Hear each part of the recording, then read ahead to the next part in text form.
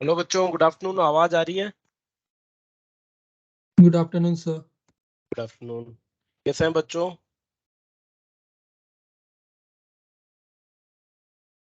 Good sir. पढ़ाई बढ़िया चल रही है?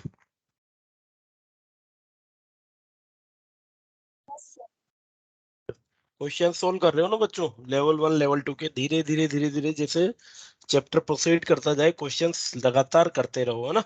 क्वेश्चंस की प्रैक्टिस कम नहीं होनी चाहिए। और जैसा मैंने आपको शुरुआत में बताया था, डेली हमें हमारी क्वेश्चन की प्रैक्टिस को बढ़ाना है रेगुलरली। आज 15 क्वेश्चन किए तो कोशिश कीजिए अगले दिन 20, 25, 30, डेली 30 40 क्वेश्चन हम डेली जरूर प्रैक्टिस करें बच्चों। ठीक है, क्योंकि ये प्रैक्टिस जरूरी है क्वेश्चंस की नीट के हिसाब से। क्योंकि नीट के लिए जो बेसिकली रिक्वायरमेंट है वो है स्पीड और एक्यूरेसी की। स्पीड, किस स्पीड के साथ हम क्वेश्चंस को एक्यूरेटली सोल्व कर पाते हैं बच्चों। ठीक है, चलिए। आज बच्चे अभी तक ज्वाइन नहीं हुए हैं, थोड़ा सा वेट करें या कंटिन्यू करें बच्चों?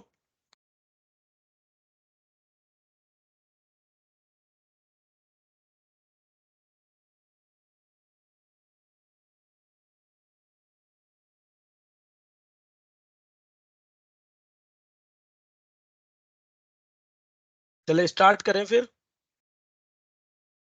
सरबजीत। Yes sir. चलिए ठीक है बेटा। तो हम बात कर रहे थे बच्चों, motion in a vertical circle हमने पढ़ लिया था। उसके लिए किसी भी पॉइंट पे क्या वेलोसिटी होने वाली है, क्या टेंशन होगी स्ट्रिंग में, ये सब हमने डिस्कस किया था। हमें अगर वर्टिकल मोशन कंप्लीट करना है तो क्या minimum speed at lowest point होनी चाहिए, क्या minimum speed at the top most point होनी चाहिए, ये भी हमने डिस्कस किया था। और एनर्जी कंजर्वेशन के थ्रू हम काफी कुछ चीजें यहाँ पे ऑब्टेन कर सकते हैं। फर्दर नेक्स्ट जो टॉपिक है हमारा वो है बच्चों potential energy of a spring. किसी भी स्प्रिंग के लिए पोटेंशियल एनर्जी।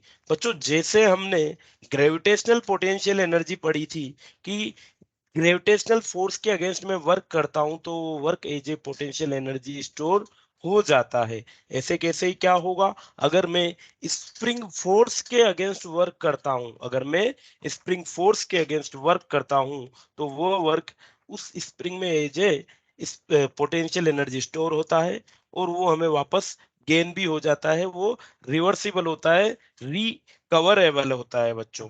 ठीक है।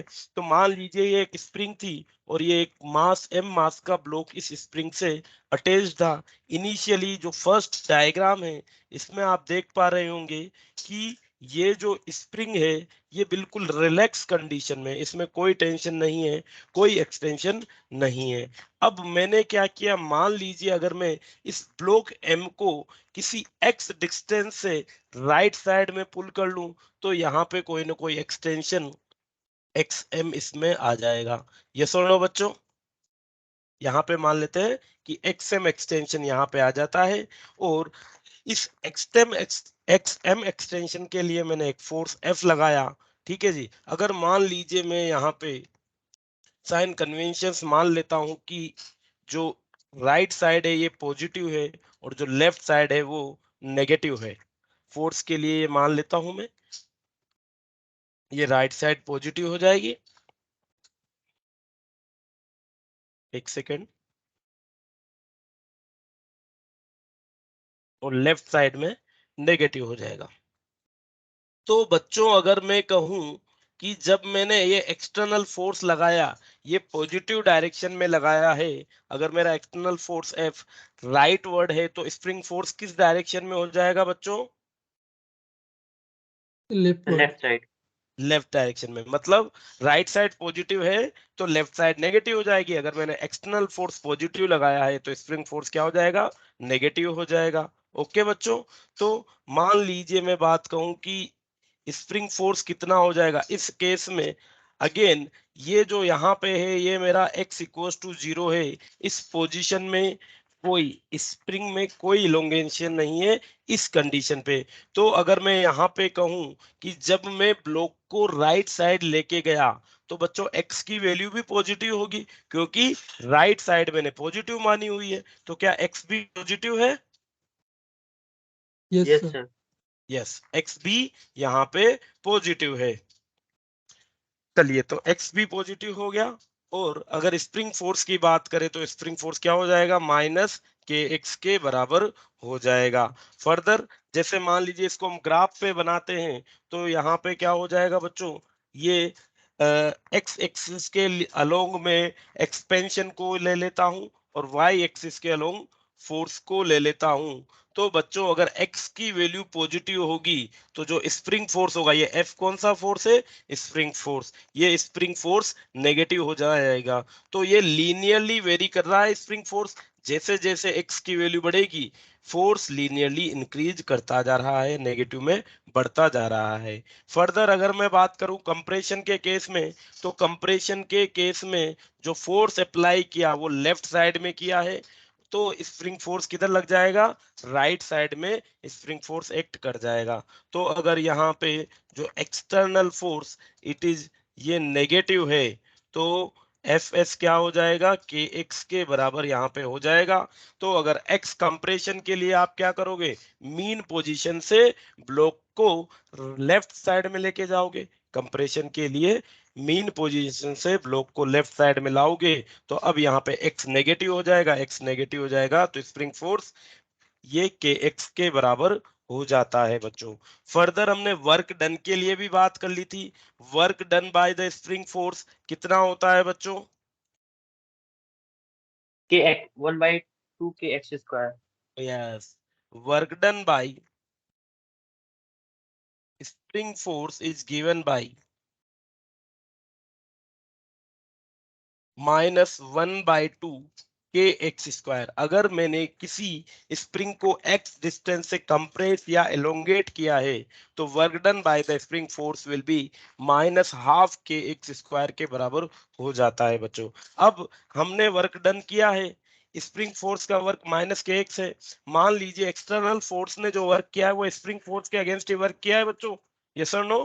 जब मैंने इसको एक्सटेंड या यस सर। कंप्रेस किया तो जो मैंने वर्क किया वो स्प्रिंग फोर्स के अगेंस्ट वर्क किया, और जब भी वर्क स्प्रिंग फोर्स के अगेंस्ट किया जाएगा वो वर्क उसमें as a potential energy store हो जाएगा, वो वर्क उसमें as a potential energy store हो जाएगा। अगर ये वर्क इसमें as a potential energy store होता है तो potential energy, the potential energy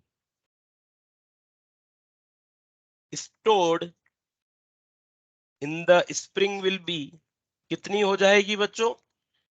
It will be minus times of the one. work done by spring force, yes or no?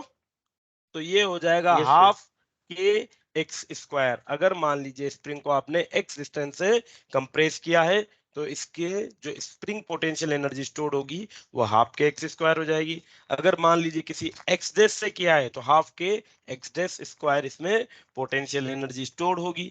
अब मान लीजिए कि जैसे यहाँ पे इनिशियली x इक्वल्स टू 0 पे ये सिस्टम था, मैंने इसको क्या किया, किसी एक्स एम डिस्टेंस से स्ट्रेच कर दिया, स्प्रिंग को एक्स एम डिस्टेंस से स्ट्रेच कर दिया, तो बच्चों इसमें कितनी पोटेंशियल एनर्जी स्टोर हो जाएगी? तो 1/2 के एम स्क्वायर। 1/2 के एम का स्क्वायर, ये इतनी पोटेंशियल एनर्जी इसमें स्टोर हो गई। अब क्या होगा, जैसे ही मैंने इसको स्ट्रेच कर दिया इतना, इसमें पोटेंशियल एनर्जी स्टोर हो गई बच्चों। अब जैसे ही मैं इस ब्लॉक को रिलीज करूंगा, भाई मैंने एक फोर्स लगा के इसको स्ट्रेच तो कर दिया, इसमें पोटेंशियल एनर्जी भी स्टोर हो गई। क्या होगा, जब मैं इस ब्लॉक को रिलीज करूंगा तो ये जो पोटेंशियल एनर्जी स्टोर्ड हुई है ये वापस से रिलीज होगी, और अगर ये रिलीज होगी तो ये किस में चेंज हो जाएगी, ये spring potential energy kinetic energy में चेंज हो जाएगी बच्चों। किस में चेंज हो जाएगी ये spring potential energy? Kinetic energy में चेंज हो जाएगी। तो जैसे ही मैंने यहाँ पे इस ब्लॉक को इस पोजीशन से रिलीज किया, इसमें जो पोटेंशियल एनर्जी थी अभी मैंने जस्ट रिलीज किया है, और इस जिस इंस्टेंट पे मैं इस ब्लॉक को रिलीज करूंगा उस इंस्टेंट पे इसकी वेलोसिटी होगी 0। क्या हो जाएगी इसकी वेलोसिटी? 0 हो जाएगी। अब क्या होगा, जैसे ही मैंने रिलीज किया धीरे धीरे इसकी पोटेंशियल एनर्जी डिक्रीज होना चालू करेगी। क्यों डिक्रीज होगी? क्योंकि स्प्रिंग फोर्स जो इस पे इधर की साइड लग रहा था, अब स्प्रिंग फोर्स वर्क कर रहा है, और जब स्प्रिंग फोर्स वर्क करेगा तो क्या होगा, पोटेंशियल एनर्जी डिक्रीज होगी, और जो पोटेंशियल एनर्जी डिक्रीज हो रही है वो किस में वापस आ जाएगी, वो एज ए काइनेटिक एनर्जी हमें यहाँ पे मिल जाएगी बच्चों। तो ये क्या होगा, ये ब्लॉक मूव करना चालू कर देगा। तो जैसे हमने सिंपल पेंडुलम के लिए बात की थी कि इसको मैं उठा के यहाँ तक ले गया, इसको पेंडुलम के बोब को उठा के वर्टिकल पोजीशन से यहाँ ले गया, और जैसे ही मैंने छोड़ा तो इसकी पोटेंशियल एनर्जी काइनेटिक में चेंज होना चालू हुई। ठीक है, ये लोवेस्ट पॉइंट पे आते ही क्या हो जाता था बच्चों, इसकी सारी की सारी पोटेंशियल एनर्जी काइनेटिक एनर्जी में चेंज हो जाती थी एट लोएस्ट पॉइंट। जब मैंने यहाँ पे छोड़ा तो यहाँ पे यस सर। केवल और केवल पोटेंशियल थी, ये यहाँ पे आएगा, ग्रेविटी ने वर्क करके इसको नीचे लाया, तो इसकी जो भी पोटेंशियल एनर्जी थी वो काइनेटिक में चेंज हो गई। फर्दर क्या करेगा, अब यहाँ पे लोवेस्ट पॉइंट पे इस पे का क्या था, केवल काइनेटिक एनर्जी था, तो ये वापस इधर जाना चालू हो गया, और ये काइनेटिक एनर्जी अब किस में चेंज होना चालू हो गई, वापस पोटेंशियल एनर्जी में बढ़ना चालू हो गई। तो इस तरीके से ये पेंडुलम स्विंग कर रहा था। ठीक है, और एनर्जी लगातार चेंज हो रही थी, पोटेंशियल से काइनेटिक, काइनेटिक से पोटेंशियल, फिर पोटेंशियल से काइनेटिक, इस तरीके से स्विंग कर रहा था। सेम चीज किस वजह से कर रहा था, हमने मान लिया था यहाँ पे टोटल मैकेनिकल एनर्जी को कंजर्व करा दिया था, कि किसी भी इंस्टेंट में मैं देखूंगा तो जो टोटल एनर्जी है, टोटल एनर्जी क्या क्या होती है, पोटेंशियल प्लस काइनेटिक का सम, किसी भी इंस्टेंट पे वो कांस्टेंट होता है। सेम वो की वही चीज मुझे अब यहाँ पे स्प्रिंग मास सिस्टम में भी देखने को मिलेगी। किस तरीके से मिलेगी, किस तरीके से मैकेनिकल एनर्जी कंजर्व रहेगी, देखिएगा बच्चों इसी डायग्राम में देख लेते हैं हम।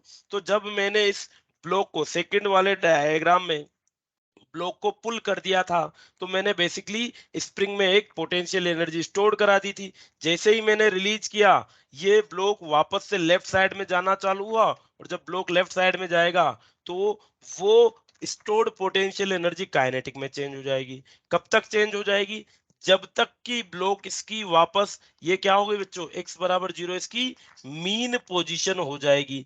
जब तक कि ब्लॉक अपनी मीन पोजीशन पे नहीं आ जाता, क्योंकि मीन पोजीशन पे आते ही क्या होगा, x की वैल्यू 0 हो जाएगी। मीन पोजीशन पे आते हैं जैसे ही x की वैल्यू 0 हो गई बच्चों, पोटेंशियल एनर्जी क्या हो जाएगी, 0। 0।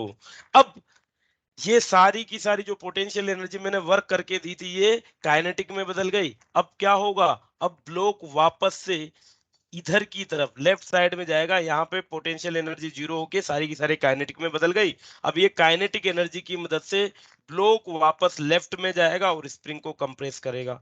ठीक है, कब तक कंप्रेस करेगा, जब तक कि इसकी सारी की सारी काइनेटिक एनर्जी वापस पोटेंशियल एनर्जी में चेंज ना हो जाए। ठीक है, तो वापस स्प्रिंग कंप्रेस होगी और यहाँ पे आके वापस एक्सएम, जैसे मैंने एक्सएम तक स्ट्रेच किया था, अगर कोई एनर्जी का लॉस नहीं होता है तो वापस ये एक्सएम डिस्टेंस तक स्प्रिंग को कंप्रेस करेगी, और सारी की सारी मीन पोजीशन पे जो इसने काइनेटिक एनर्जी गेन की थी वो वापस से पोटेंशियल में आ जाएगी, और ये साइकिल कंटिन्यू चलती रहेगी। ठीक है बच्चों, समझ में आई बात?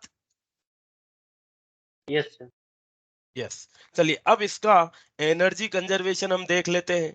इसमें एनर्जी कंजर्वेशन हम देख लेते हैं। तो सबसे पहले हम पॉइंट्स बांध लेते हैं। ये पॉइंट ए है, ये पॉइंट बी है, और ये पॉइंट सी है। Point A, point B, point C. मतलब पॉइंट ए यहाँ पे होगा, जब पॉइंट ए कहाँ पे होगा, जब स्प्रिंग एक्सएम लेंथ से स्ट्रेच थी।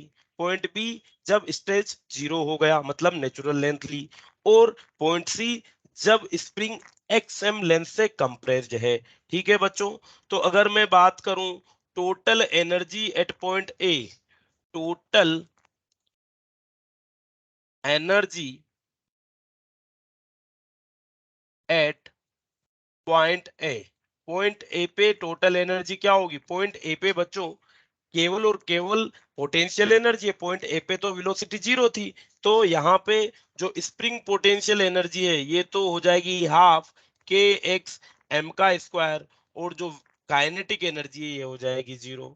अगर हम बात करें total energy, total energy at point B, point B पे बच्चों एक्सटेंशन कितना है, 0। तो यहाँ पे केवल और केवल काइनेटिक एनर्जी हो जाएगी। एंड काइनेटिक एनर्जी होगी किसकी वजह से, कुछ ना कुछ वेलोसिटी होगी। और जब पार्टिकल मीन पोजीशन पे होगा, पॉइंट बी पे होगा, सारी की सारी पोटेंशियल एनर्जी काइनेटिक में बदल गई, तो there will be the maximum velocity. और ये मैक्सिमम वेलोसिटी क्या मान लेता हूं मैं, वी एम के बराबर। तो पॉइंट बी पे जो टोटल एनर्जी हो जाएगी वो हाफ एम वी एम के एम स्क्वायर के बराबर हो जाएगी, और यहाँ पे पोटेंशियल एनर्जी 0 हो जाएगी। इस जगह पे काइनेटिक एनर्जी 0 थी, यहाँ पे पोटेंशियल एनर्जी 0 है। फर्दर अगर मैं बात करूं total energy, total energy at point C, बच्चों बताइए क्या हो जाएगी। पॉइंट सी पे स्प्रिंग एक्स एम डिस्टेंस से कंप्रेस्ड है, तो यहाँ पे टोटल एनर्जी क्या हो जाएगी,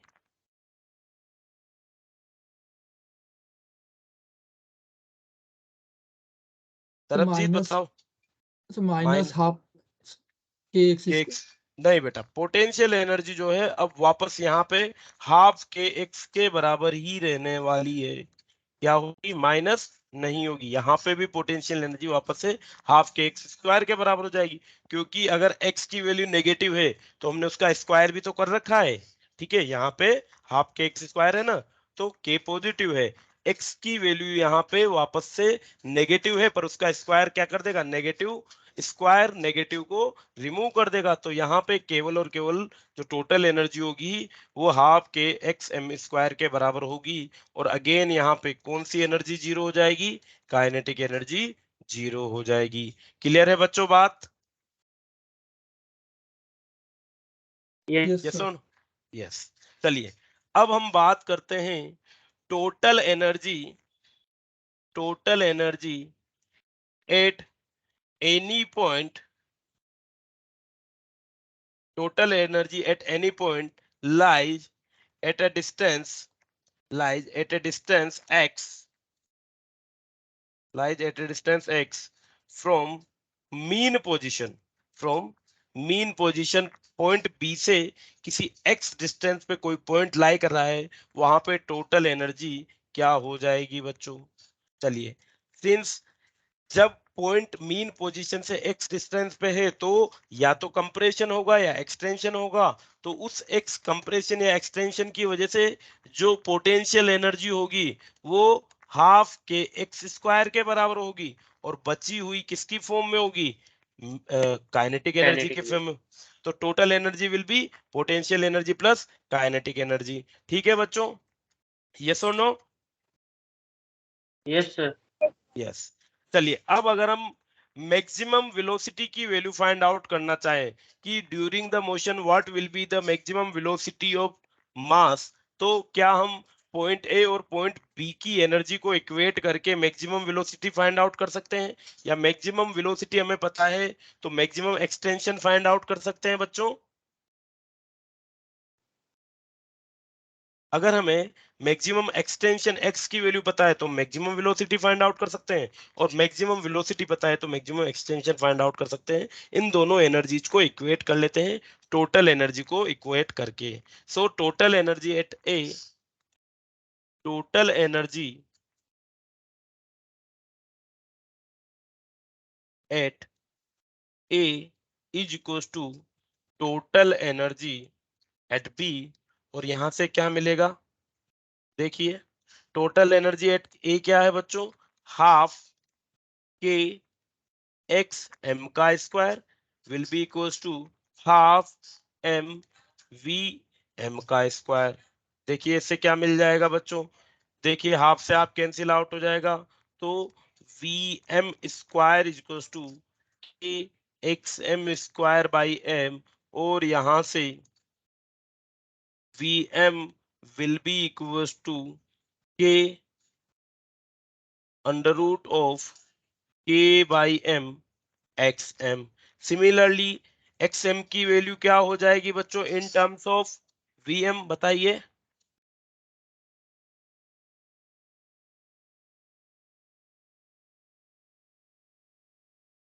what will be the value under of root, X? Under root, under root M by K V M. Under root M by K V M. Very good बेटा।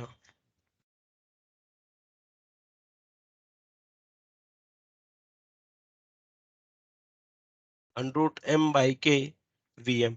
तो इस तरीके से अगर हमें एक्सटेंशन मिल जाए तो मैक्सिमम वेलोसिटी फाइंड आउट कर लेंगे, और मैक्सिमम वेलोसिटी जो किसी ब्लॉक को दी जा रही है वो मिल जाए तो इसका एक्सटेंशन फाइंड आउट कर सकते हैं by using conservation of energy.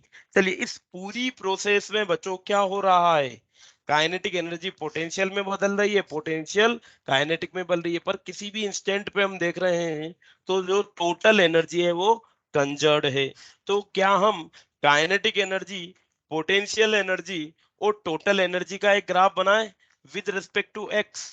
X जैसे जैसे एक्स वेरी कर रहा है वैसे वैसे काइनेटिक, पोटेंशियल और टोटल एनर्जी किस तरीके से चेंज हो रही है। देखिएगा बच्चों, graph between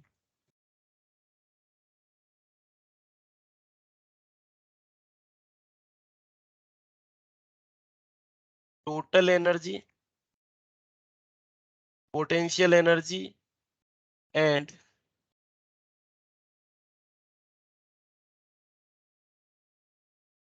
kinetic energy versus x displacement. ठीक है बच्चों, देखिए, तो एक्स एक्सिस के अलोंग हम ले लेते हैं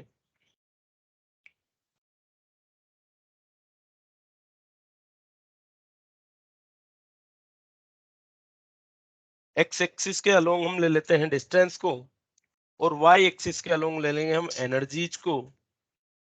चलिए, तो सबसे पहले अगर हम बात करें बच्चों, तो जैसे जैसे x की वैल्यू बढ़ती है, जैसे जैसे x की वैल्यू बढ़ती है, कौन सी एनर्जी बढ़ती है और कौन सी एनर्जी घटती है? अमोंग तो out of potential potential energy बढ़ती है और काइनेटिक एनर्जी डिक्रीज होती डिक्रीज होती है, है। तो काइनेटिक एनर्जी बढ़ती है, जैसे जैसे x की वैल्यू बढ़ेगी, तो काइनेटिक एनर्जी बढ़ेगी।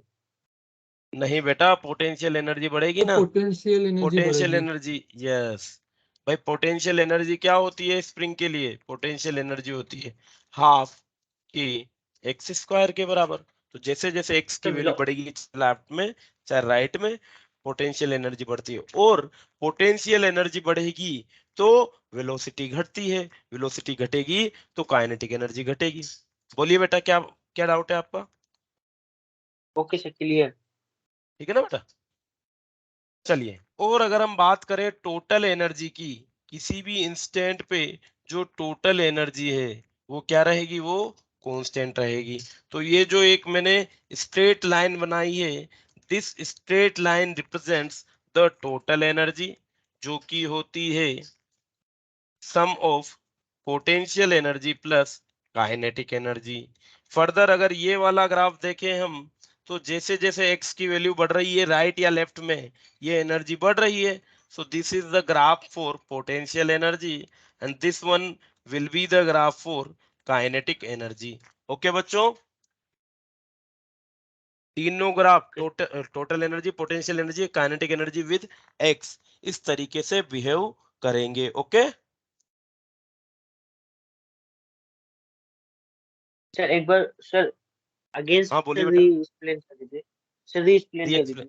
जी बेटा, चलिए देखो, यहाँ पे हम तीन तरीके की एनर्जी की बात कर रहे हैं, पोटेंशियल एनर्जी, काइनेटिक एनर्जी और टोटल एनर्जी। तो हमने देखा था कि इस पूरे पीरियड में टोटल एनर्जी जो कि सम ऑफ काइनेटिक प्लस पोटेंशियल है वो तो कांस्टेंट होती है ना। कंजर्वेशन ऑफ मैकेनिकल एनर्जी लगा दिया हमने, तो वो तो कांस्टेंट यस रहती है, चाहे एक्स बढ़े चाहे एक्स घटे, टोटल एनर्जी कांस्टेंट रहेगी।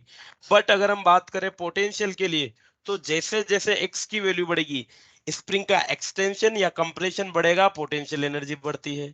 तो ये पोटेंशियल एनर्जी मेरी बढ़ रही है दोनों साइड।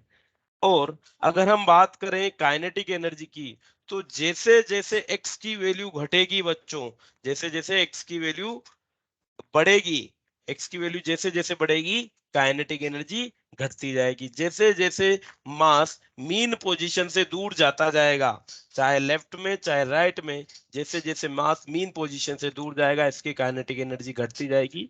और ये घटती हुई काइनेटिक एनर्जी किस में शिफ्ट हो जाएगी? पोटेंशियल में हो जाएगी बच्चों। ठीक है, यस। ओके, चलिए वेरी गुड बच्चों। तो sir this is about the, हाँ बोलिए बेटा।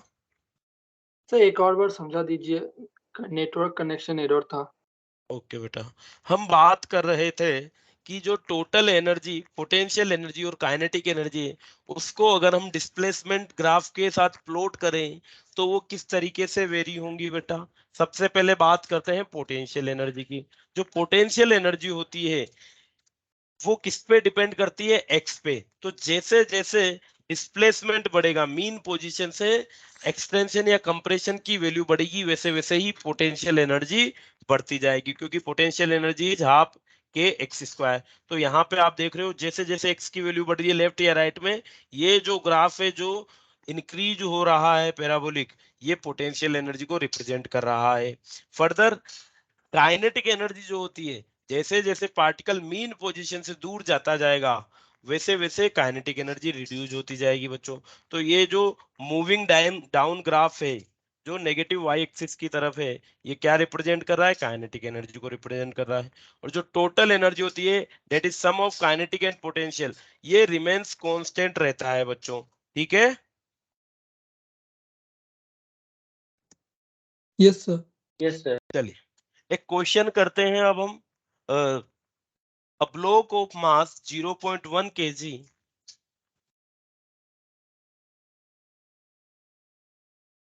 a block of mass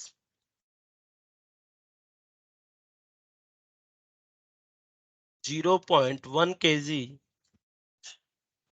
attached to a spring of spring constant attached to a spring of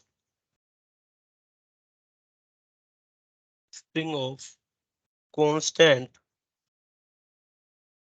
400 Newton per meter is pulled rightward from is pulled rightward from x equals to 0 to x equals to 15 mm 15 mm का इसको हमने elongation दे दिया है. Find the work done by spring force. Find the work done by spring force.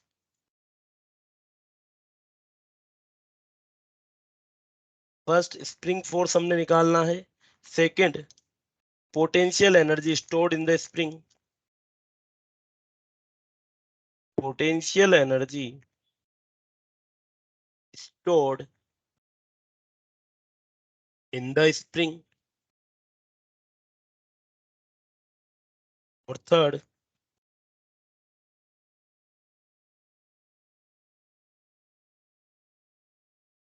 maximum velocity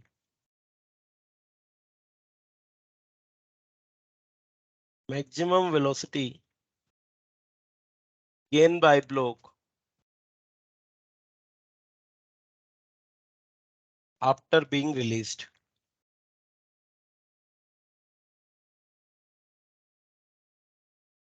तो तीन चीजें हमें यहाँ पे कैलकुलेट करनी है बच्चों. सबसे पहले अगर हम बात करें work done by the spring force, बच्चों बता सकते हो what will be the work done by spring force? Is it -12 kx²? Yes, sir. Yes. So it will be equals to minus of 1/2. K is 400 Newton per meter and X is 15 centimeter. So it will be 15 into 10 raised to power -3 का whole square. All the units should be in SI. Okay बच्चों? So it will be minus 200 multiplied by 225 into 10 raised to power -6. So the work done by spring force will be minus of 45000 into 10 raised to power -6, जिसे हम लिख सकते हैं 1 2 3 4 5 0 point minus of 0.45 joule. Yes or no? The work done by spring force is minus 0.45 joule. बताइए बच्चों. Yes, sir. Yes. If this is the work done by spring force, what will be the potential energy stored in spring? Is it Sir, minus 0. times? हाँ बताइए. So 0.045. Joule है ना बच्चों? Yes, sir. So the potential energy stored in the spring is 0.045 of joule. चलिए last part will be what will be the maximum velocity gained by block after being released from rest?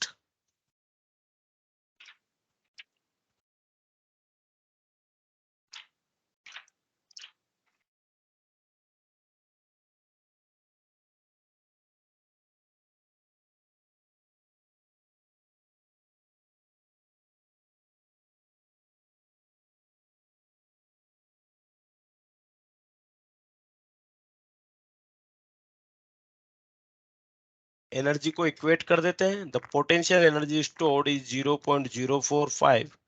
It will be equals to half m की value हमें दे रखी है 0.1 into we का square. बच्चों इसको solve करेंगे तो देखो क्या मिल जाएगा हमें.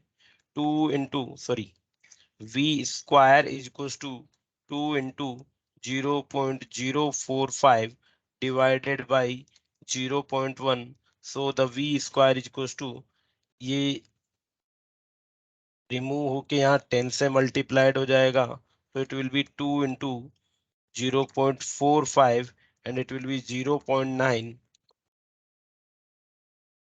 तो v square sorry v equals to √ 0.9।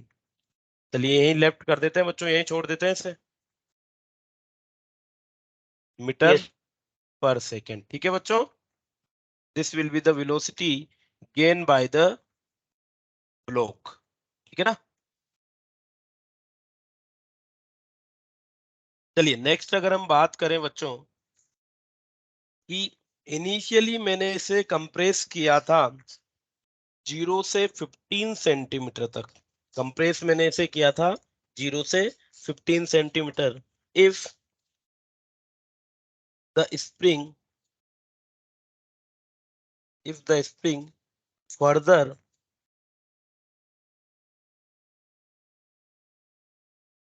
further compressed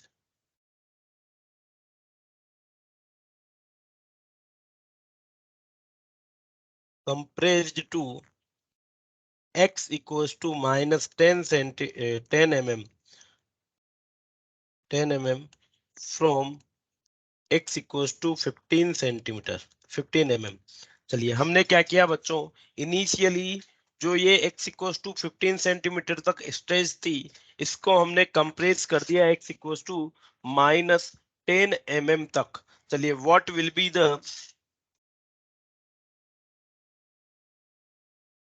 find the work done by spring force, find the work done by spring force।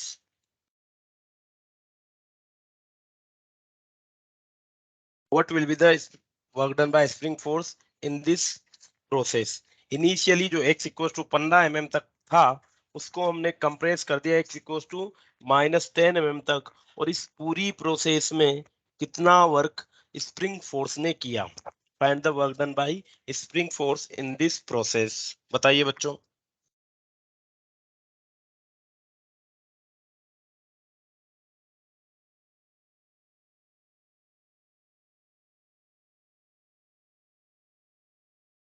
Sir, work done minus 2 joule.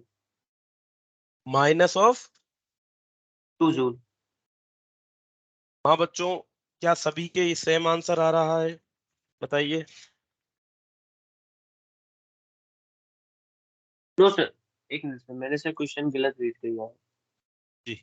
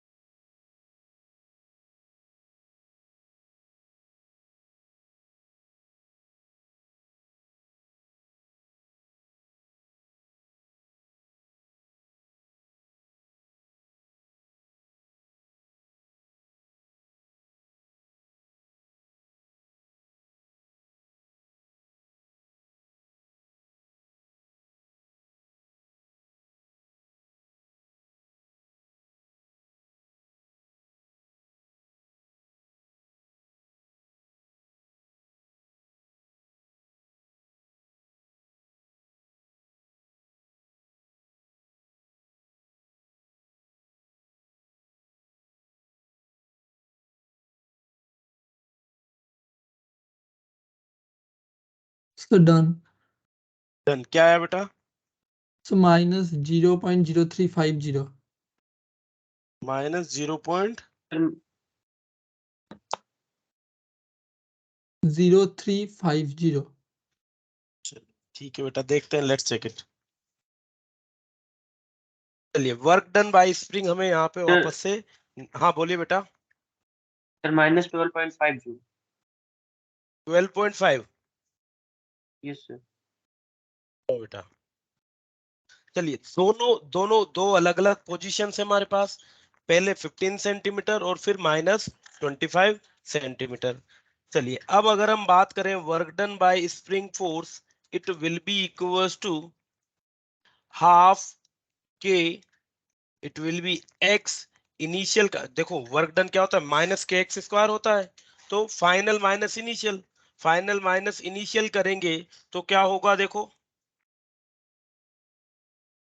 W final minus W initial, W final क्या हो जाएगा, half के 10 का square minus W initial half के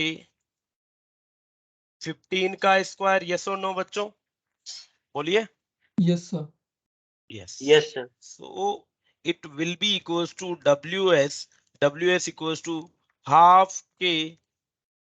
चलिए, अब हमने ये 15 जस्ट mm में लिख दिया है, तो इसको मैं लिख सकता हूँ 15 इंटू 10⁻⁴ -3 का स्क्वायर माइनस 10 इंटू 10⁻⁻3 का स्क्वायर। बोलिए बच्चों, इसको मैं x फाइनल और x इनिशियल की टर्म में लिख देता हूं, x फाइनल का स्क्वायर, ये x इनिशियल का स्क्वायर, तो ये हो जाएगा हाफ के x इनिशियल का स्क्वायर माइनस x फाइनल का स्क्वायर।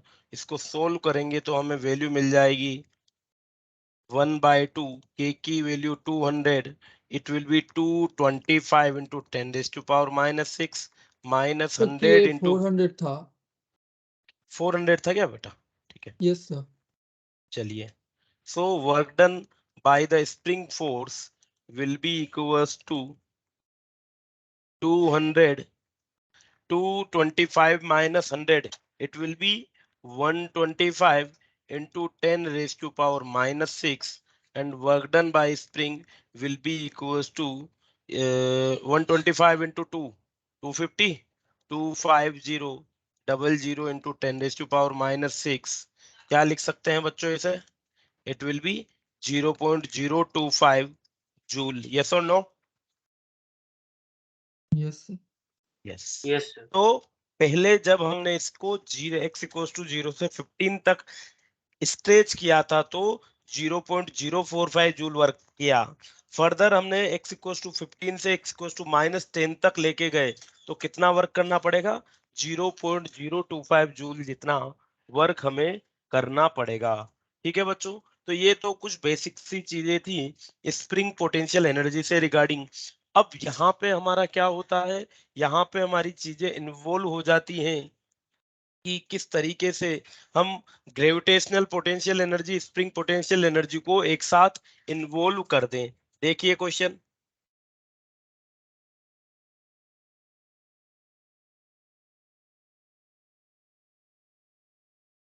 मान लीजिए ये एक इंक्लाइंड प्लेन है,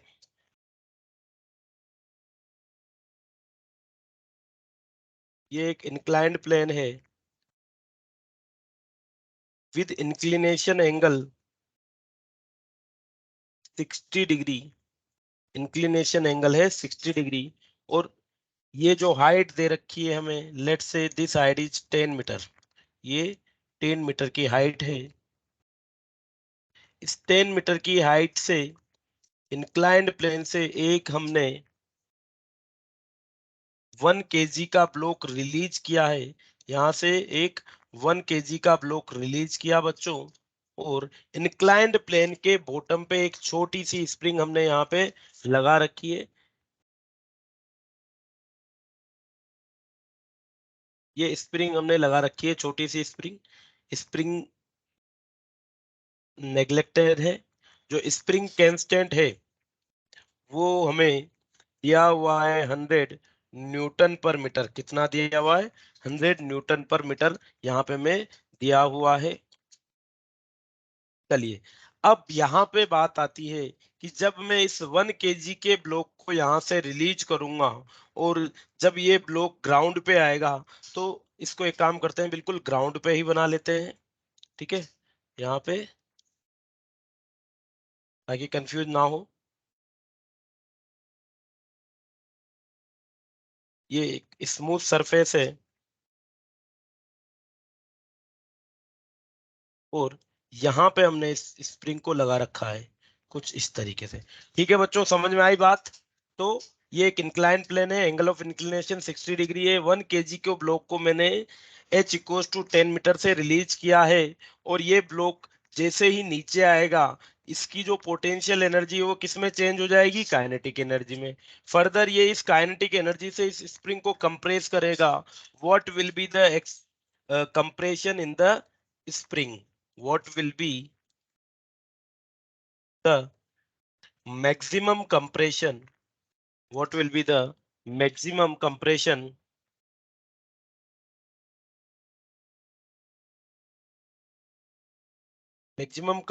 in spring? ठीक है बच्चों, करें सॉल्व।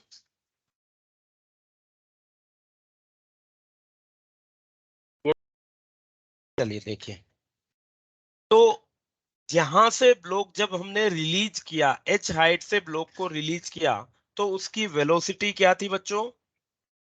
बताइए। तो 0 एट 0। एंड। यस। और जब ये ब्लॉक यहाँ आके इस स्प्रिंग को मैक्सिमम कंप्रेस कर देगा, तब ब्लॉक की स्पीड क्या होगी? फर्दर 0। 0 हो जाएगी। तो जब हम बात करते हैं द इंस्टेंट मैंने इसे रिलीज किया और द इंस्टेंट जब स्प्रिंग में मैक्सिमम कंप्रेशन था, इन दोनों इंस्टेंट के बीच की मैं बात करता हूं। चलिए यहाँ पे मैं लगाता हूं work energy theorem. Work done by all the forces, work done by all the forces is equals to change in kinetic energy। yes or no बच्चों? यही था work yes energy sir. Theorem. Work done by all the forces equals to change in kinetic energy. देखो बच्चों, यहाँ पे हम देखें तो कौन कौन से फोर्स इन्वॉल्व हो रहे हैं? एक तो इन्वॉल्व हो रहा है ग्रेविटेशनल फोर्स mg, ग्रेविटी। और एक इन्वॉल्व हो रहा है स्प्रिंग फोर्स। दो फोर्स इन्वॉल्व हो रहे हैं, means work done by gravity force plus work done by spring force is equals to change in kinetic energy.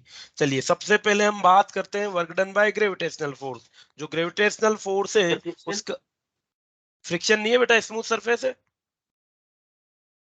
Okay sir. है ना? ये क्या है? स्मूथ सरफेस है। जब तक नहीं दिया जाए हम सरफेसेस को स्मूथ मानेंगे। तो दो फोर्स काम करें, ग्रेविटेशनल फोर्स और एक spring force. Work done by gravitational force की अगर हम बात करें बच्चों, तो कितना होगा? mgh के बराबर। जो तो 100 ग्रेविटी है न्यूटन। 100 न्यूटन, जो ग्रेविटी है जूल हो जाएगा ना बेटा, joule. Yes sir, joule. Joule. तो ग्रेविटी भी नीचे एक्ट कर रहा है, कितना एक्ट कर रहा है? mg के बराबर। तो ये हो जाएगा 1 इंटू 10 इंटू डिस्प्लेसमेंट कितना हुआ? 10। चलिए मान लेते हैं स्प्रिंग का कंप्रेशन x है, then the work done by spring force क्या होता है बच्चों? माइनस हाफ के x minus square k. Half के x. Yes. So minus 1/2 k की वैल्यू है 100 into x square equals to change in kinetic energy. बच्चों चेंज इन काइनेटिक एनर्जी कितना है? तो 0। 0, क्योंकि जब ब्लॉक स्टार्ट हुआ था तब भी रेस्ट पे था, जब ये यहाँ पे स्प्रिंग को कंप्रेस आया तब भी रेस्ट पे था। तो change in kinetic energy is 0। So it will be 100 minus 50x square equals to 0, और ये हो जाएगा 50x square equals to 100 and x square equals to 2, x equals to under root 2, जो हो जाता है 1.4 मीटर के बराबर। तो कितना कंप्रेशन होगा स्प्रिंग पे? 1.4 मीटर के बराबर स्प्रिंग में कंप्रेशन हो जाएगा। ओके बच्चों? Yes sir. चलिए अब मान लेते हैं कि आपने मुद्दा छेड़ दिया बच्चों कि ये मैं तो स्मूथ नहीं मानूं, मैं रफ सरफेस मानूंगा। मान लेते हैं कि ये एक रफ सरफेस है। If the surface is rough, if मैं केवल हॉरिजॉन्टल सरफेस की बात कर रहा हूं कि जो ये हॉरिजॉन्टल सरफेस है ये रफ है, इंक्लाइन सरफेस स्मूथ है। If the coefficient of if the coefficient of friction if the coefficient of friction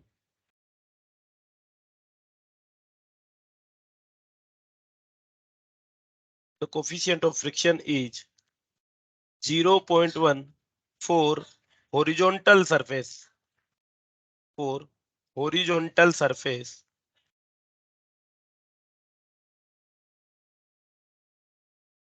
और ये जो हॉरिजॉन्टल सरफेस है यहां से लेके यहां तक, जहां तक कि इस पे फ्रिक्शन लग रहा है बच्चों, ये जो हॉरिजॉन्टल सरफेस है, let say this horizontal surface is 1 metre. कितनी है बच्चों ये हॉरिजॉन्टल सरफेस? ये 1 मीटर की हॉरिजॉन्टल रफ सरफेस आती है जिसका कोफिशिएंट ऑफ फ्रिक्शन 0.1 है। ये ब्लॉक पहले इंक्लाइंड प्लेन से उतरेगा, फिर एक 1 मीटर की रफ सरफेस को पार करेगा और फिर स्प्रिंग को कंप्रेस करता है। तो इस केस में जब यहाँ पे हमने फ्रिक्शन को इन्वॉल्व कर दिया, इस केस में what will be the maximum compression of spring? Now calculate the maximum compression of spring. Question समझ में आ गया बच्चों? यस। चलिए बताइए, चलो क्या हो जाएगा। अब आपको यहाँ पे क्या करना है, एक फ्रिक्शन फोर्स भी इंक्लूड करना है। चलिए पहले आप बताइए क्या हो जाएगा।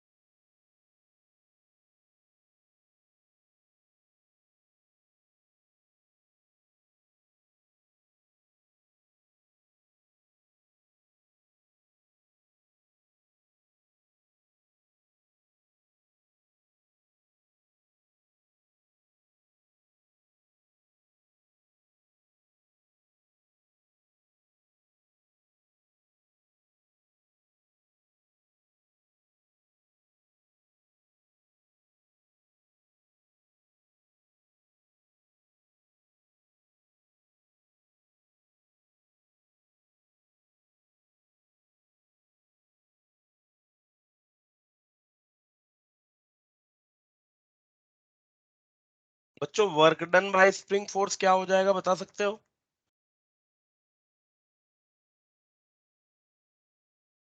तो क्या? Work done by spring force तो 1 Newton. 1 joule, again joule. Yes. चलिए वेरी गुड। तो हम बात कर रहे थे अगर फ्रिक्शनल फोर्स को भी हमने इन्वॉल्व कर लिया, इसका मतलब again work done by all the forces is equal to change in kinetic energy. Friction force की अगर मैं बात करता हूं तो फ्रिक्शनल फोर्स क्या हो जाएगा, म्यू एम जी के बराबर। म्यू की वैल्यू 0.1, एम की वैल्यू 1 और जी की वैल्यू 10। ठीक है। Further frictional force, block move कर रहा है राइटवर्ड, फ्रिक्शनल फोर्स लगेगा तो डन। लेफ्टवर्ड। डन। कितना आया बेटा लगभग लगभग? तो √101/50। √101/50। थोड़ा सा मिस्टेक है बेटा, देखिएगा। जो फ्रिक्शनल फोर्स है वो हमें मिल जाएगा 1 न्यूटन का। चलिए ये 1 न्यूटन का फ्रिक्शनल फोर्स ब्लॉक पे एक्ट कर रहा है, तो work done by frictional force, work done by gravity plus work done by frictional force plus work done by spring force equals to change in kinetic energy. Work done by gravity same रहेगा 100 joule, yes और no mgh। Work done by friction जो है बच्चों, वो friction कौन सा work करेगा, negative work करेगा या पॉजिटिव वर्क करेगा? फ्रिक्शन लग रहा है लेफ्टवर्ड, पॉजिटिव। नेगेटिव तो करेगा पॉजिटिव। बेटा, नेगेटिव। नेगेटिव करेगा ना। फ्रिक्शन किधर लगेगा, सिंस ब्लॉक मूव करेगा लेफ्ट, सॉरी राइटवर्ड, यहां से जब ब्लॉक इंक्लाइन प्लेन से उतरेगा तो ब्लॉक मूव करेगा राइटवर्ड, फ्रिक्शन लगेगा इस पे पीछे की तरफ, और जब फ्रिक्शन पीछे की तरफ एक्ट कर रहा है तो डिस्प्लेसमेंट आगे हो रहा है, तो work done by friction will be negative. और कितना हो जाएगा ये, 1 × -1 plus work done by spring force, वो भी माइनस का हाफ के x square will be equals to 0. So it will be 99 equals to 50x square and x will be equals to under root of 99 by 50 metre. Yes और no बच्चों? Yes sir. चलिए ठीक है ना. तो इस तरीके से हाँ क्या बोल रहे बेटा? कुछ ठीक है ना, क्लियर है बात? तो इस तरीके से अब हमारे पास दो तरीके के कंजर्वेटिव फोर्स, एक ग्रेविटेशनल पोटेंशियल और एक कौन सा, spring potential force, potential energy, ये हमने यहाँ पे सीख ली और इनको इन्वॉल्व करते हुए कुछ क्वेश्चंस भी सोल्व कर लिए हैं. ठीक है बच्चों, चलिए अब हम सीखते हैं बार बार जो टर्म आ रही थी कंजर्वेटिव कंजर्वेटिव उनके बारे में सीखते हैं. तो दो टाइप के फोर्स हम पढ़ेंगे, conservative force and non conservative force. Conservative force, conservative forces and non-conservative forces. So the first one conservative. अगर हम बात करें कंजर्वेटिव फोर्स की, तो the conservative force can be expressed as the negative of gradient of potential energy. जो conservative force होता है वो बेसिकली किससे ड्राइव होता है? एक स्केलर क्वांटिटी से ड्राइव होता है. वो स्केलर क्वांटिटी क्या होती है? Potential energy. तो जैसे हम बात करें कि कंजर्वेटिव फोर्स एक स्केलर क्वांटिटी से ड्राइव्ड होता है, तो it will be F is equals to क्या हो जाएगा? Negative times of the d you by D x. क्या हो जाएगा बच्चों? कंजर्वेटिव फोर्स को सिंपली बात कहेंगे तो it will B negative of negative of gradient of potential energy. It can be expressed as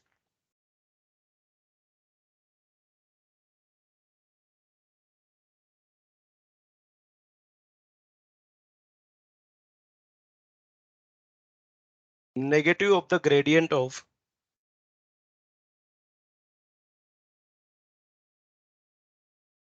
negative of the gradient of potential energy.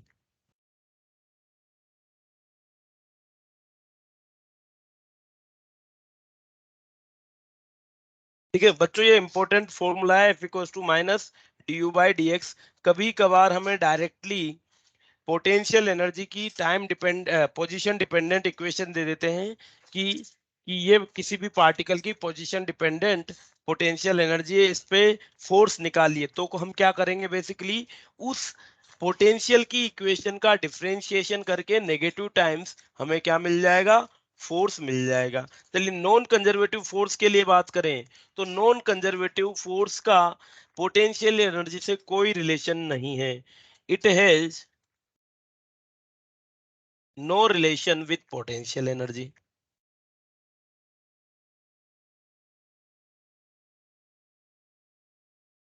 Clear है बच्चों फर्स्ट पॉइंट? यस. चलिए वेरी गुड.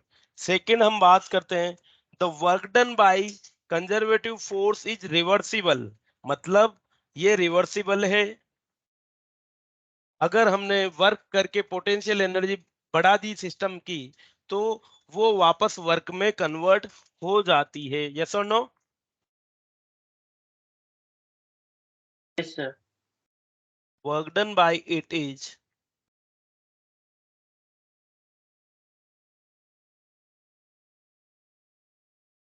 रिवर्सिबल. और non conservative के लिए irreversible. Work done by it is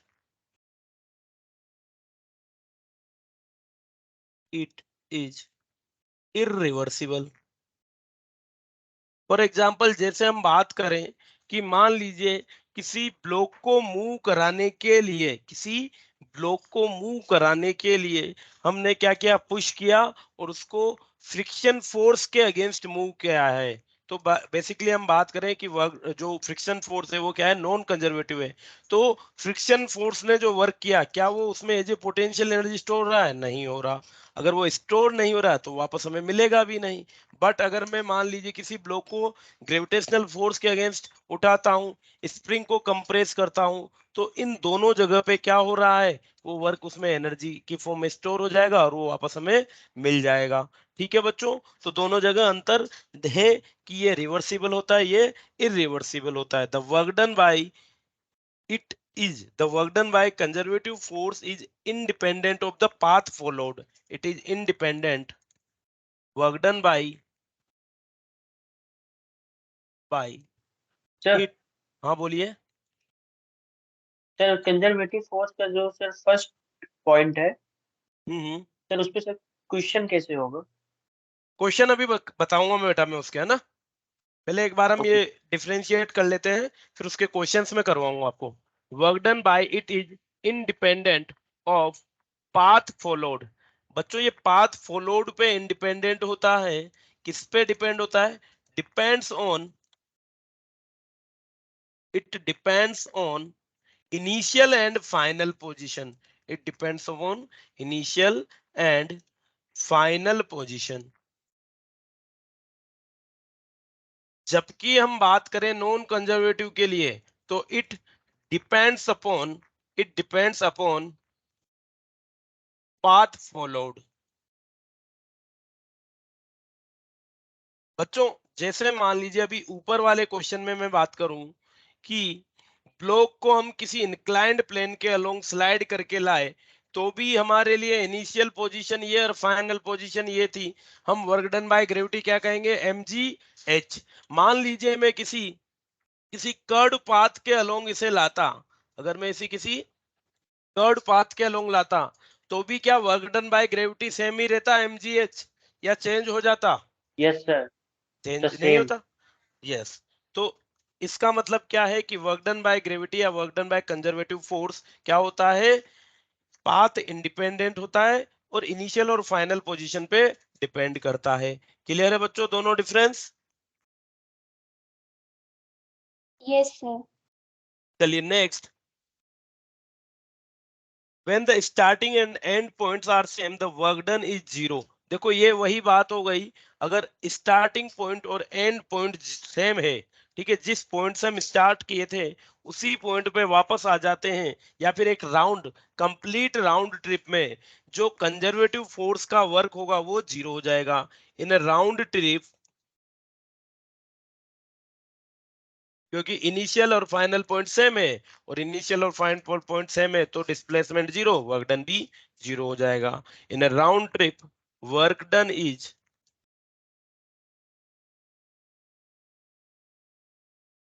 zero, और यहां पे in a round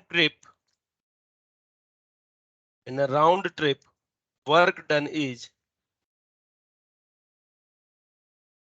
non zero, क्योंकि ये तो पाथ डिपेंडेंट होता है। ठीक है। एग्जाम्पल की बात करें बच्चों, तो कंजर्वेटिव फोर्स के लिए क्या क्या एग्जाम्पल हो जाएंगे? Spring force, the gravity. Gravity, gravitational force. बच्चों इनके अलावा और कोई फोर्स?